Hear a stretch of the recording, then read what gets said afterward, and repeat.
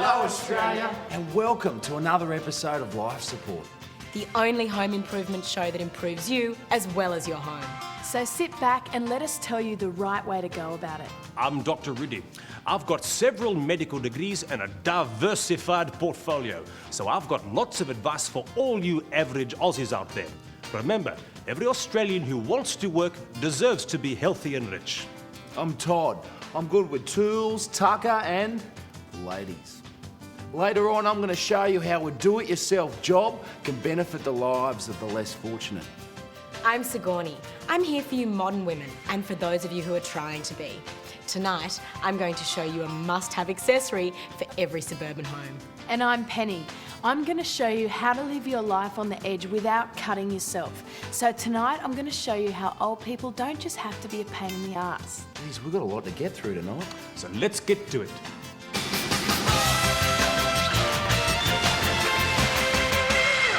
Like, you probably don't know it, but council cleanups are an insane place to find all sorts of things that you can use in your own home. Like this cardboard box. Can you believe that somebody actually left this out? It looks brand new. And that can only mean that inside this house is a new widescreen TV.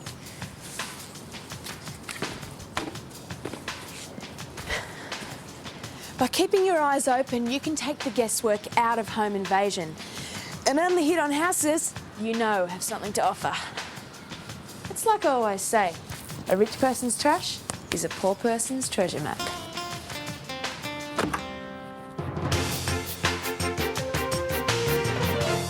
How's it?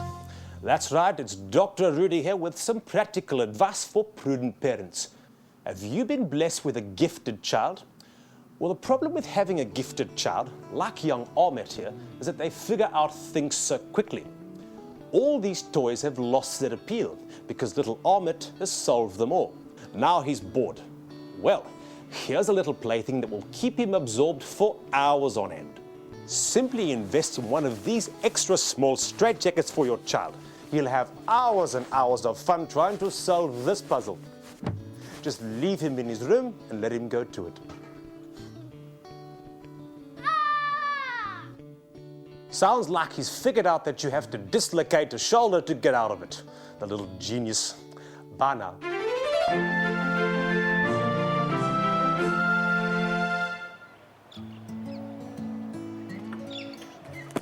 Aussie, Aussie, Aussie. Weren't the Olympics fabulous? Australia attracted visitors from all over the world, and who didn't dream of billeting the Italian men's diving team? The problem is that some of our visitors were never invited in the first place, and once here, they just won't go home. We call these people refugees. Let's face it, refugees aren't going to go away, but you can help by opening your heart and arms and being the first in your crescent to billet your very own family of refugees. Now, as sympathetic as we are to the plight of these people, we don't want them traipsing through the house. So Todd is going to show us how to build refugee accommodation in our very own backyard. Thanks, Sigourney. Now, billeting your own refugees is a great idea. They're a great help around the house and there's someone for the kiddies to play with, but you'll need somewhere to keep them. Ever since the big brains at local council banned chooks in the backyard, there's been no use for these, until now. I'm going to turn this old chook run into a viable compound to house your refugees. All right, let's get stuck in. The first thing you have to do is make sure the fencing posts of your enclosure are nice and sturdy. Even boat-starved refugees will be a little feistier than chickens. Here's a green tip from Todd. This corrugated iron roof, salvaged from the old chook run, can be recycled and used as a new roof to shelter your compound. Next up, wrap some wire fencing around the compound. Something strong with a nice open weave that'll let them enjoy the view.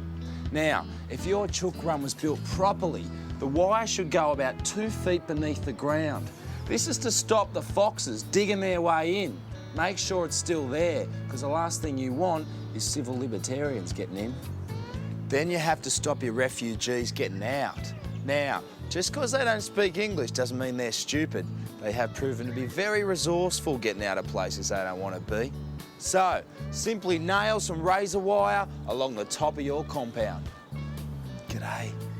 G'day, little mate. Hiya, fella. Lastly, get yourself a good sturdy door with as many locks as a budget will cater for. It's as simple as that. Turn your old chook run from this into this. Doesn't that look great? Now here's Sigourney to tell us how to best use our backyard refugees around the house. Thanks, Todd. It's a relief to know that those lucky refugees have a roof over their heads. Now, here are some of the practical advantages of giving these exiled peoples a chance at a better life. Your refugees don't just help you with your domestic duties, they're also a renovator's delight. And the children just love helping mum and dad. You just miss a spot. And those little hands are fabulous at getting into those hard-to-reach places. Have you found that ring yet? Here, I'll just stir it up a bit for you. And most importantly, remember that these people are more than just refugees. They're human beings. And sometimes, nothing beats the quality of hand stitching. So why not rent your backyard refugees out to your neighbours and local businesses? That's lovely, darling. Only 4,900 more to go. They should go back to the country. Why other countries not taking these refugees? Why only Australia? Why they only land in Australia for? What for? It's the only democratic country in the world that imprison them and treat them really like criminals. They got nice telly, nice food, nice bed. Yeah, just about, Australia's too nice. They come for your help, you don't kick them away, tell them to get lost. That's what I think anyway. The way they treat us is really bad, really bad. They don't have any rights. There's a sign there, you can't take cameras, you can't take this and that. I guarantee, I believe they're in jail, not in detentions. It is not fair. Just like what we had in Hong Kong. Vietnamese people came in and they had riots and stuff, complaining and protesting. My parents weren't born here, but they gave them a hard time getting in, and these days they're just letting them in by the thousands and thousands, and I think it's stupid. I think when you see a boatload coming across, send them back, start shooting at them, I don't know, whatever, but get them back out because they're just making too much trouble and costing us too much money.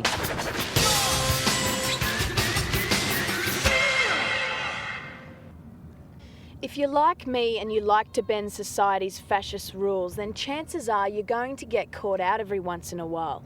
So today I'm going to give you some legal advice. Tell you what to do if you ever have to go to court.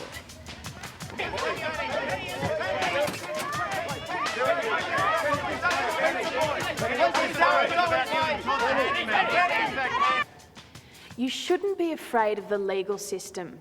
Remember, you are innocent until proven guilty. And even then, there are lots of loopholes to let you get away with it. For example, there are these things called legal precedents. Precedents are great. Basically, if someone has a really good excuse and gets away with it, anybody coming in after that can point at their example and say, you should let me off for the same reason. The precedent I'm going to use in today's trial is the stolen generation. Miss Penny, you are charged with stealing one broad-screen digital television. How do you plead? Not guilty, Your Honour. What do you have to say in your defence? I cite the precedent of the stolen generation, Your Honour. You see, I did not steal that television. I took it into care. The owners of the television did nothing active to prevent me from removing their television, which I took as tacit acceptance that they were unable to look after the television properly themselves. Whereas I assure Your Honour, the television enjoyed a good home with me. Free as a bird. And I got to keep the telly. You see, there's no need to be scared of the legal system. There's always an excuse. And any excuse that's good enough for the federal government is good enough for me.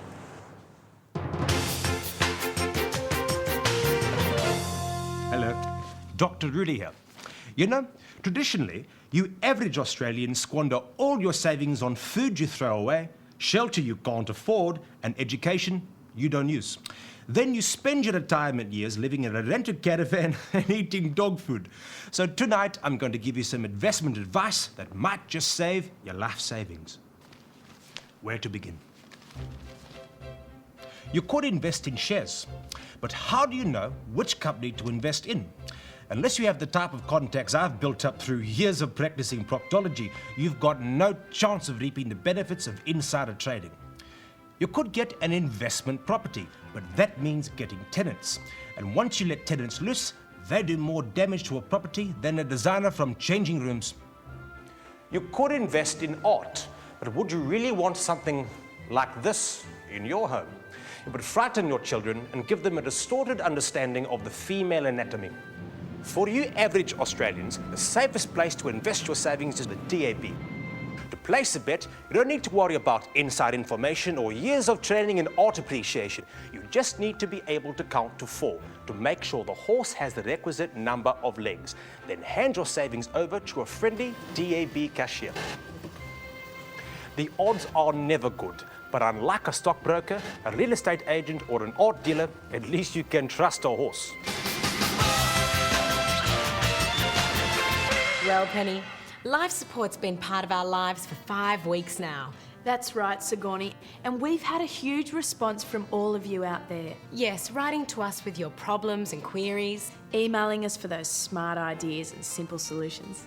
And after 5 weeks, I've got to say, please stop writing to us. We can't cope with all the letters we've received. That's right. We've had so many letters asking advice on so many problems that I'm starting to think that no one in this country can make a decision by themselves. Now, we love hearing about how you love the show, and it's always nice to receive marriage proposals. But until we deal with our current correspondence, please don't write to us. But we are here for you, and we don't want to leave you in the lurch. So here are some phone numbers of some other organisations that might be able to help you with your lifestyle. You might not get that life support warmth, but you may get that answer you've been searching for. Well, there's that problem solved. And doesn't it feel good? So let's solve another one.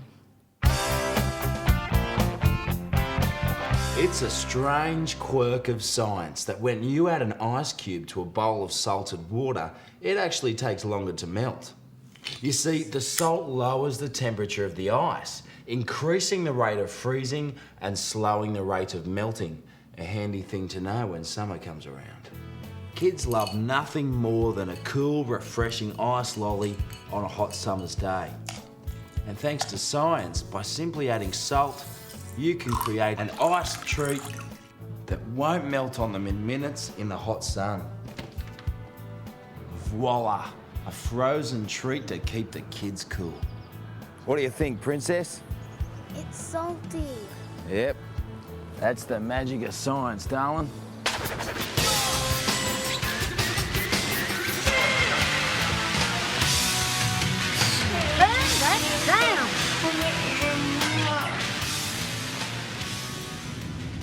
Old folk can be a pain in the arse. So what do? We try to avoid them and ignore them until they end up in nursing homes just watching TV and playing cards. But you don't have to lock them away. Your oldies can be valuable assets and they can contribute to society even though they don't work. All they remember is the good old days and they kind of smell like cabbage and kerosene. Nobody wants to spend part of their day in an economically rationalised bank queue. So get an old relative to save your place for you, leaving you free to shop, have coffee, or just hang out. Because your time is valuable. Theirs isn't. Once they're used to queues, tuck them up with a blanket and a hot water bottle and set them up for overnight sleep-outs for the best concerts and sports tickets. And you can use their disabled sticker to park in the best spots. And once they get used to sitting in the car, let them bring some friends along. That way you can use 3-in-a-car transit lanes in peak hour traffic, and they'll just think they're going on an outing. There's lots of things you can do with oldies, and with the onset of Alzheimer's, they won't remember anything anyway. So give them a go. Make them feel useful again and improve the quality of your own life. Okay, girls, have we all got our prescriptions? Good. because they'll score you the best drugs. See ya. I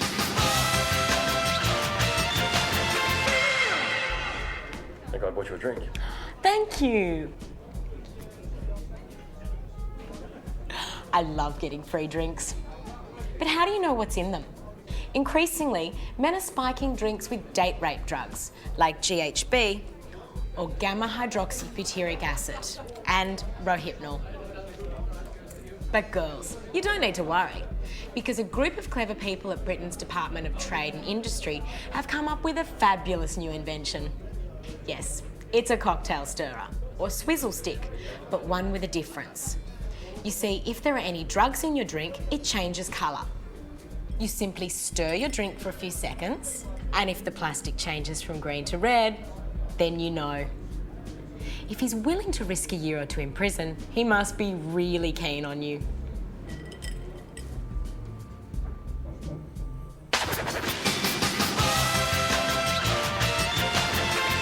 It must be hard being a woman. Not at all. Women get to deal with men. It's much harder for men because we have to deal with women. Too true. In fact, I'd go so far as to say that modern women are very lucky. When my mother was a girl, she didn't have convenient drug testing devices to help her play the dating game. I guess that makes your dad the lucky one. What?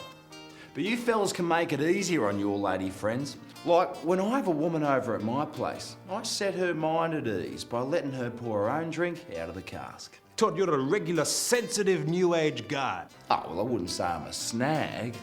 I prefer to think of myself as a snat. Snat? Sensitive new age tradesman. Anyway, you better tell us about the next segment in the show. Well, it's Sigourney again, and she's talking about men again. Sigourney's always talking about men. Well, for Sigourney, the subject of men is far more important than anything they discuss at the United Nations. It's funny you should mention the United Nations because they always turn a blind eye. And turning a blind eye is what Sigourney's next story is all about. Don't you hate it when you get one of these? Apart from the physical pain and the blurred vision, black eyes are just so embarrassing. All those prying questions and assumptions. And pity is not an emotion that defines the modern woman. So tonight, I'm going to show you how to beat the busybodies with some wonderful cover-up techniques that you'll love using time and time again. First of all, you'll need to anaesthetise the area so that you don't pass out from pain once you start touching it. So, if there's any alcohol left in the house, fix yourself a drink. Now you need to apply some concealer. Concealer is a wonderful product that's also good for disguising blemishes, or so I've been told. Now to apply this, you're going to need a wooden spoon. It'll stop you from screaming out if your anaesthetic isn't strong enough. Next, you need to add a nice thick layer of foundation. Then apply your normal eye makeup. Voila! You may look like the victim of a makeover gone wrong, but at least you don't look like the victim of domestic bliss gone wrong. Of course, makeup only works if it's a simple bruise. If your eye makes contact with something going at an angrier speed, you're going to get swelling. And once your eye swells up like a baboon's bottom, not even the scientists at the Pons Institute are going to be able to help you. That's when you need to accessorise with an eye patch. And the best thing about wearing an eye patch is you can have lots of fun inventing new excuses for why you're wearing one. Hi! Mwah, mwah. Oh my, what happened? Oh, this? So embarrassing. I watched a solar eclipse without looking through a hole in a tiny piece of paper. Man, he's very tired. He comes home very tired and everything. And plus, the wife, she comes and keep nagging on the top of his head. That's why he get aggressive. A lot of girls do ask for it, though. I've seen some situations where, but it's more like guys that fight guys are kind of like in the same kind of weight range type thing most of the time. And like with a guy hitting a girl, it's too much. If they provoke it, they deserve it. You know, if it's just out for no reason sort of thing, well, yeah, it's wrong. But some chicks can be very provoking in that way. They sort of ask for it, basically. My father just taught me one rule. If you ever hit your wife, you've lost the respect forever. Of course, ladies, it's better to have nothing to hide. It's better to not get black eyes. So, next time there's an incoming object headed for your face, tilt your head back and cop it in the mouth. The Angelina Jolie look is all the rage this season. We all know the importance of a shed for the do-it-yourself home handyman. The shed is where a man gives birth to his dreams and aspirations. So what could be more satisfying as a do-it-yourself job than building your own shed? Well, tonight, that's exactly what we're going to do. Now, to help you people at home, I've chosen to use a kit shed. Now, don't feel embarrassed using a kit. Doesn't make you any less of a handyman. You still got to put it together. But this kit does include all materials cut to length and comes complete with a set of instructions and the all-important Allen key. Now, this is a small shed, but a big job. And sometimes it's just too hard to do a do-it-yourself job yourself. And when that happens, you should never be too proud to ask your neighbours for help. Look out, here's trouble. G'day, Jacob. Ezekiel, Caleb, how are you, champion? Yeah, good, English. Ladies? All right, boys. We got a shed to raise and an arvo to do it in. Let's get stuck in.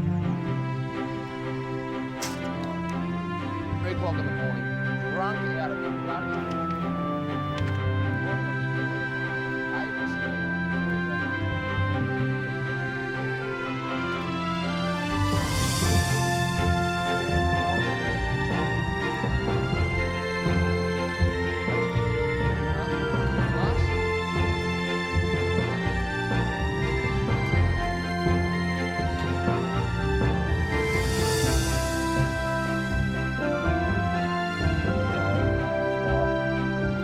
The Amish wonderful?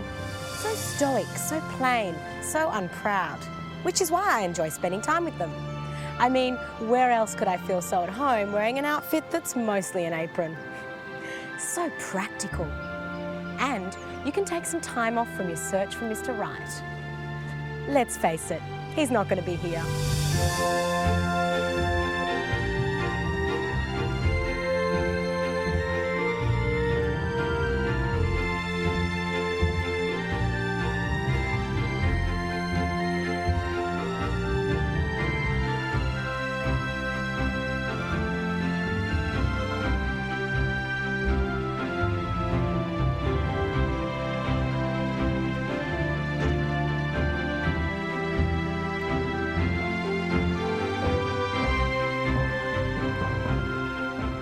There you have it, a top job by some top tradesmen. So take a tip from Todd and don't you be too proud.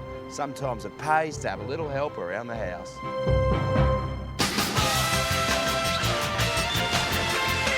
Well, I can't believe it, but here we are at the end of another program.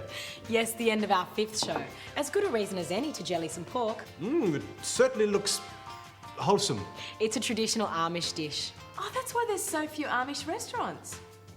Oh, and before we go, can I just do a big cheerio to my mates Ezekiel, Jacob and Caleb? Thanks for your help with the shed, fellas. You can do it, Todd, but I don't think they'll hear it. We're on television, Todd. The Amish don't have them. Oh, right. And remember, stop sending us those letters because we're overloaded with your problems and concerns.